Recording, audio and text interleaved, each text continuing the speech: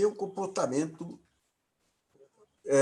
Um dos grandes desafios é como vai ser o comportamento do PIB a partir do coronavírus.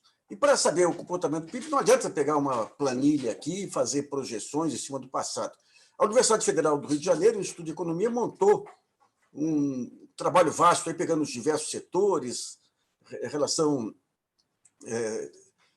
de todas as cadeias produtivas, para tentar estimar de quanto pode ser esse tombo. Os nossos entrevistados são a Esther Dweck, o Fábio Freitas e a Marta Castilho, que participaram desse trabalho. Vamos começar, então, pelo Fábio. Fábio, eu queria que você explicasse a lógica do trabalho e as conclusões. Opa! Então, o trabalho, a motivação do trabalho foi porque a gente já utiliza essa metodologia de insumo-produto há bastante tempo, lá no Grupo de Indústria e Competitividade da UFRJ, e a gente achou que uma forma adequada de abordar esse assunto do impacto da pandemia seria justamente por meio do uso dessa metodologia. Então, a gente já tinha uma experiência nisso e a gente então trabalhou num conjunto de cenários, né, para a demanda final, né, em termos de consumo, de investimento e de exportações. Depois a gente conjugou esses cenários, né, para conseguir ter uma análise de impacto, tanto do ponto de vista macroeconômico, como do ponto de vista do impacto sobre os setores produtivos da economia. A gente apresenta alguns resultados, né? Na verdade, o estudo é bastante rico, tem muito resultado por conta da abrangência, né, do que a metodologia permite. E, além das estimativas usuais para o crescimento do PIB, crescimento do valor da produção, valor adicionado, massa salarial, ocupações, a gente também tem resultados para arrecadação de impostos sobre produtos, né, e, principalmente, né, o que diferencia nosso tipo de análise do que tem sido feito, os impactos setoriais, né? E o importante é que, a chamar a atenção, é que essa forma de ver a economia revela, então, que você tem, na verdade, múltiplos choques acontecendo, um choque externo que vem a partir da difusão da pandemia pelo mundo e afeta o comércio internacional e as economias e, portanto, nossas exportações, e suas repercussões domésticas, né, tanto em relação ao impacto das exportações, como internamente, na medida que a pandemia chega ao Brasil, há também um efeito sobre o consumo, né, das famílias por conta do isolamento social. E, claro, né, isso acaba repercutindo também sobre o investimento, né, que é uma variável sensível às expectativas de crescimento, à incerteza que existe no ambiente econômico e à rentabilidade dos ativos de capital fixo. Então, conjugando, e o interessante é que como esses... Depois eu acho que a Esther pode complementar um pouquinho, como esses três componentes, de onde vêm os choques, envolvem cestas de produtos diferentes, a forma como eles impactam a economia é distinta. E uma novidade, então, do estudo é mostrar que o mais usual é se chamar a atenção para o impacto sobre o consumo, por conta do isolamento. Mas o fato... Opa! Sabe um pouquinho que deu... Alô, alô? Sabe um pouquinho que sumiu a voz aí. Sumiu a voz no finalzinho aí. Deu para pegar o raciocínio, mas sumiu a voz sumiu a sua voz no final. Eu quero aproveitar e perguntar para a Esther, só para entender como que é feito o trabalho, porque vocês têm a demanda, digamos, é uma maneira de estimar mais ou menos a perda, que é a demanda externa e a demanda interna. Agora, internamente, dentro da cadeia produtiva, o impacto sobre um elo da cadeia afeta os demais elos. Como é que é feito toda essa junção para chegar a uma síntese? Ótimo. Não, então, é justamente isso que é a característica desse modelo que a gente utiliza, né? A gente faz a ideia, eu acho que como o Fábio estava explicando, a gente fez uma análise, primeiro, né, com base no nosso grupo, é um grupo bastante amplo, né, acho que o estudo fica bem claro a quantidade de pessoas que participaram na elaboração dos cenários. A gente fez um cenário para esses componentes que a gente chama da demanda final. Só que uma vez que você, por exemplo, como o Fábio estava explicando, tem uma retração do comércio internacional e vai reduzir as exportações mesmo da indústria extrativa, por exemplo, que é um produto primário, isso repercute em toda a cadeia dessa indústria, né? E isso vai dos insumos que ela compra, vai afetar, e aí, por sua vez, os insumos dos insumos e assim por diante. Né? E quanto mais ampla a cadeia, e no caso da indústria de transformação, ela tende a ter cadeias bastante longas, mais forte é o impacto. Né? Então, por isso que acho que o Fábio estava ressaltando, quando falhou um pouquinho a voz dele, é que as pessoas têm ressaltado muito o impacto sobre o setor de serviços, que de fato é o setor que imediato a gente vê fechando as portas, né, por conta das medidas de isolamento. Só que como ele é um setor que é mais de ponta, ele não está tanto no meio da cadeia, no final ele acaba não sendo mais afetado. Né? E um setor que acaba sendo muito afetado é a indústria de transformação, porque ela tem todos os elos ali, né? Vai desde o insumo básico até o produto final. Né? Então, um pouco é justamente o fato da gente pegar, com base na matriz insumo-produto, que tem como característica analisar as repercussões, né, em cadeia, como a gente chama, né, os encadeamentos para trás, a gente acaba percebendo que os setores que têm muitos elos na cadeia acabam sendo aqueles que vão sofrer mais. Né? Eu acho que esse era um ponto que o Fábio estava ressaltando ali quando falhou a voz dele. Acho que ele agora já recuperou o áudio. Né? E aí eu acho que esse ponto que era muito importante é que, justamente, o que a gente viu foi que, por conta do efeito que você vai ter, não só diretamente nos insumos, mas também numa outra parte, que não chega a ser exatamente um encadeamento, mas que, na nossa visão, ela tende a ser uma demanda induzida, que é a demanda por investimento. Se as empresas não estão vendendo seus produtos para os consumidores finais, ou não estão exportando, elas deixam também, não só de comprar insumos, que vai afetar toda a cadeia, mas também deixam de investir. E aí isso acaba gerando um novo choque, porque o próprio investimento ele é muito intensivo em bens de capital, que por sua vez também é muito intensivo tem cadeias longas e esse efeito vai se realimentando, né? Deixa eu para tentar entender a quantidade de variáveis que vocês tiveram que trabalhar aí, porque é o seguinte, vai ter parte de insumos que não vai entrar por conta de insumos externos e tudo que não entra. Por outro lado, a queda da demanda externa vai criar uma superoferta de insumos internos. Essa superoferta derruba preço. Mas, por outro lado, você tem uma queda de renda também. Como é que vocês conseguiram? Vou perguntar para a Marta, como é que conseguiram juntar tanta coisa assim num modelo só, Marta? Sabe o que está? Você está com o telefone. Você está com. Áudio desligado. Pronto. E foi. Não, você tá com o microfone desligado. Pronto. Agora consegui. Bom, é um modelo, de fato, muito amplo, né? E que, na realidade, a gente olha muito a partir dos choques da demanda, né? Mas você tocou num ponto, você estava dizendo que, assim, o fato da gente de ter um choque, que a gente poderia se deparar com uma oferta interna de insumos e de alguns bens muito grande. Na realidade, não, porque essa crise ela é uma crise tanto de oferta quanto de demanda. Então, a gente tem uma paralisia da produção também. Né?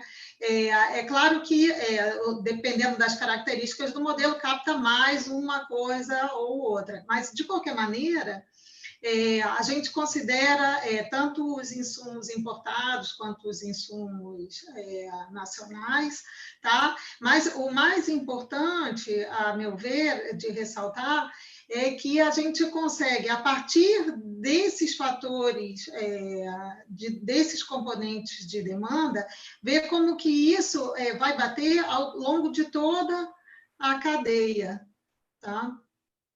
Então, e aí a gente consegue simular tanto o que tanto o que está impactando na produção doméstica, que deixa de ser demandado para a produção doméstica, mas um dos resultados também do modelo diz respeito ao que a gente vai demandar de fora, ou seja, um dos resultados também que a gente consegue olhar, que é outro aspecto importante, é como vai ficar a questão da balança comercial, qual é o saldo, quais são as tendências. Claro, a gente tem que olhar isso mais como uma indicação do que pode ocorrer, né, em 2020, e aí a gente tem um cenário sobre o que vai acontecer com as exportações, que podem ser quedas significativas, tá? Nas nossas simulações, os 3 cenários simulam uma queda, a gente tem dias que pode ser de 6% até 20%, tá? O preço que afeta aí, né? Desculpe? Em outros tempos, quando você tinha uma oferta menor, você melhorava os preços. Agora você tem a queda de preço e de quantidade, né? As nossas exportações, elas devem, elas devem ter, o impacto de preços deve ser provavelmente maior, mas generalizado, não necessariamente maior. Eu acho que, assim, o que está se apontando é que, assim, o trancamento dos fluxos internacionais deve produzir, assim, uma redução do volume generalizado no mundo, né? E isso deve puxar os preços para baixo. Todas as projeções indicam ou sugerem isso.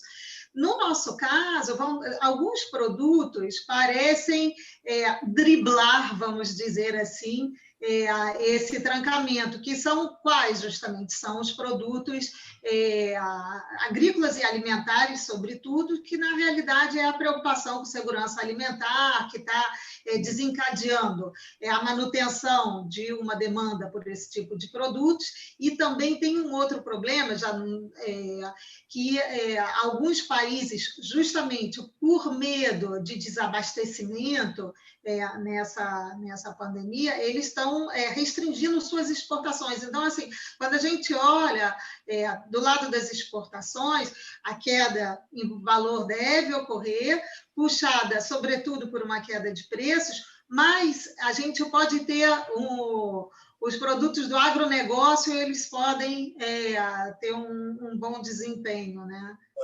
Eu queria ver com o Fábio o seguinte, aí já assim, mostrou que o investimento privado não vem com a capacidade ociosa da indústria, queda de demanda e tudo. Então, o único impulso é o investimento público. Fábio, vocês chegaram a fazer alguma simulação sobre hipóteses de investimento público e a maneira como ele pode se espraiar pela economia? Ó, o microfone desligado. A gente fez, sim, a gente fez algum cenário, sim, sobre o investimento do governo e também sobre o consumo do governo, né? São fontes de demanda autônoma para a economia.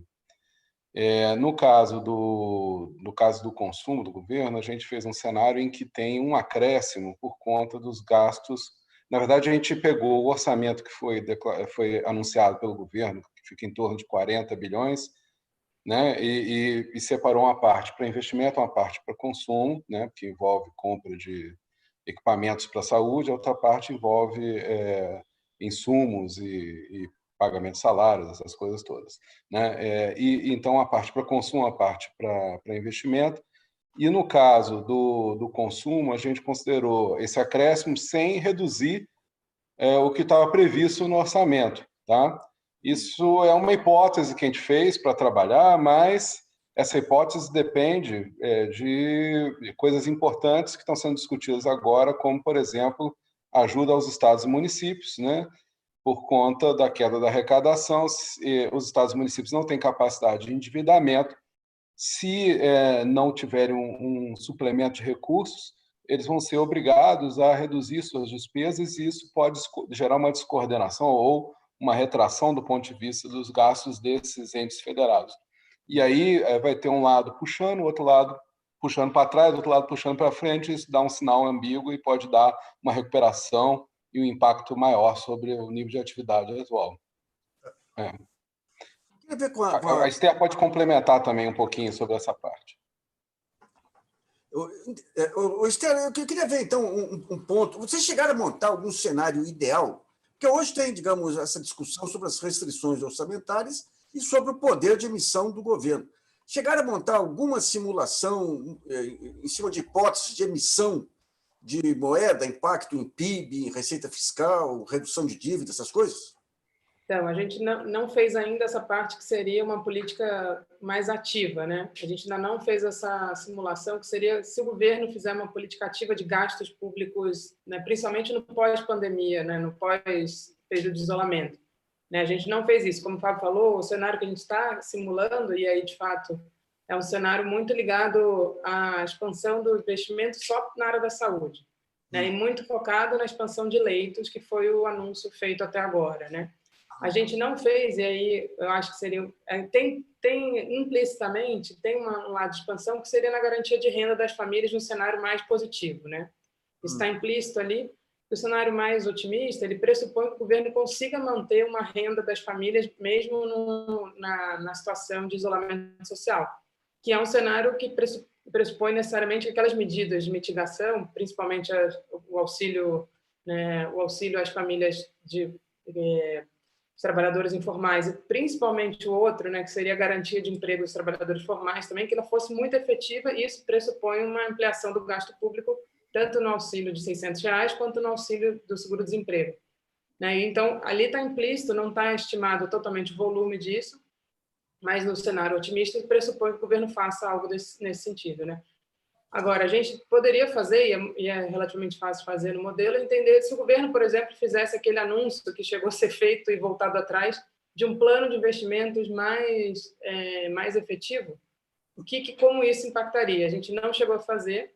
E aí eu só queria fazer um ponto em relação ao que a gente efetivamente fez, que foi na área da saúde, que tem uma coisa ali que está associada ao que você mencionou, de uma possível falta de insumos externos ou de uma necessidade de insumos internos, né?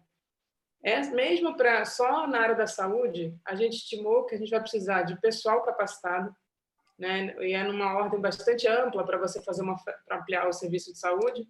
E a gente já está vendo que tem uma carência de pessoal na área da saúde já relevante no Brasil, e precisa também de equipamentos e de uma parte forte de bens de capital para ampliação de leitos. Bens de capital aqui são os respiradores, mas também são as próprias macas, são os computadores que ligam tudo isso. Né? Então, ali a gente tem um cenário que a gente vai ainda abrir. A gente tem um resultado, né? Mas não está no trabalho que a gente publicou, ainda não está. A gente vai fazer uma versão mais aberta, mostrando quais são os produtos que são necessários, que deveriam ser o foco nesse momento de uma política de mudança, de garantia de abastecimento, né? Eu queria ver com a Marta quais as conclusões principais, a hipótese otimista e pessimista, para PIB, emprego, balança comercial e a questão fiscal. Então, eu acho que a questão fiscal a gente sempre deixa mais para a Esther responder, tá? Que é a pessoa que tem mais experiência na área.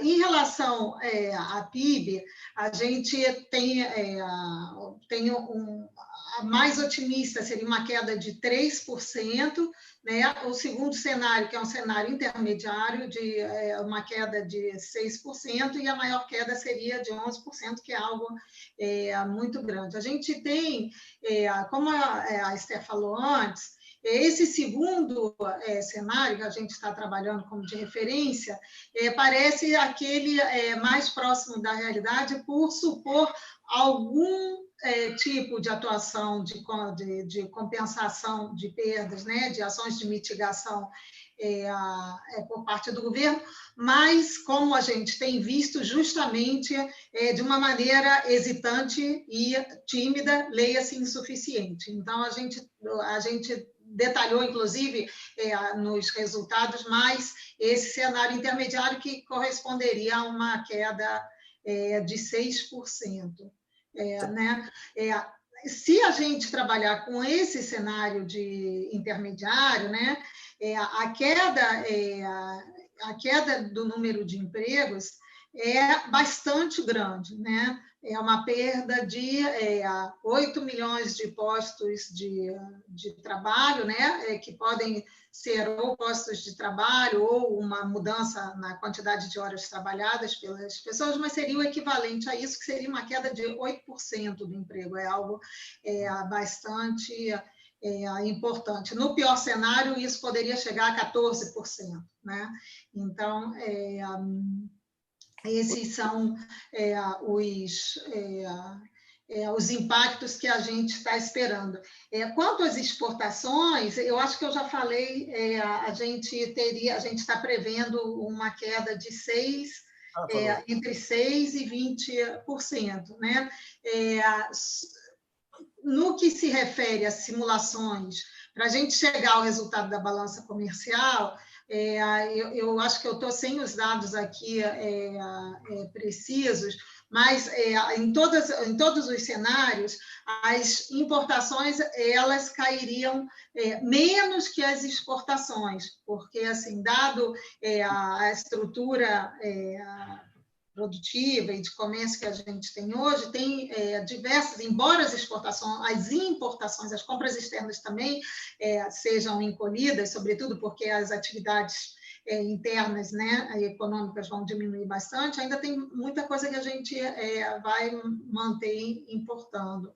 Então, os cenários não são muito bons não são muito positivos para o balanço externo, não indicam uma deterioração da balança comercial. Tá, joia. Pessoal, obrigado, então, pela entrevista aí. Quando fizerem aquelas simulações aí sobre o keynesianismo aí, lembre-se de passar em primeira mão para a gente aí. Perfeito. Deixar. Obrigado, Nassif. Muito obrigado. Obrigada. Até a próxima. Até a próxima. Até mais. Tchau, tchau.